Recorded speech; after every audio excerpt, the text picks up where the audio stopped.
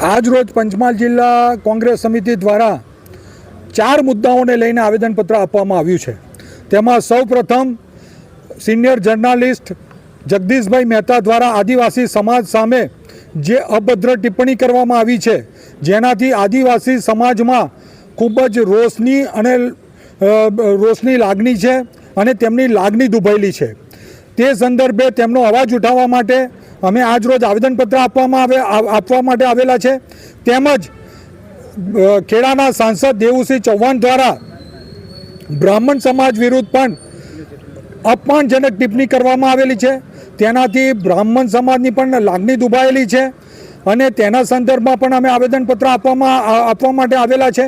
તેમજ ગોધરાથી અમદાવાદ જતો highway road તથા હાલોલથી શામળાજી જતો રોડ બિલકુલ બિસ્માર હાલતમાં થઈ ગયો છે। તેનું કોઈ સમારકામ વહીવટી તંત્ર દ્વારા કરવામાં આવતું નથી।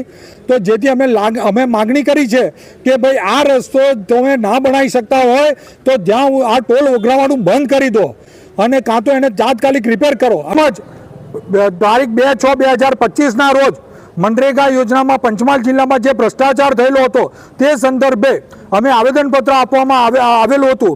તે બાબતે શું કાર્યવાહી કરી કલેક્ટરશ્રી દ્વારા તપાસ કરવામાં આવી કેમ તેની જવાબ માગતું આવેદનપત્ર અમે આજે આપેલું છે અને અમારા આ મુદ્દાઓનો જો નિકાલ નહીં આવે તો અમે વહેલામાં વહેલી તકે પણ કલેક્ટર કચેરી પર બેસવાના છે।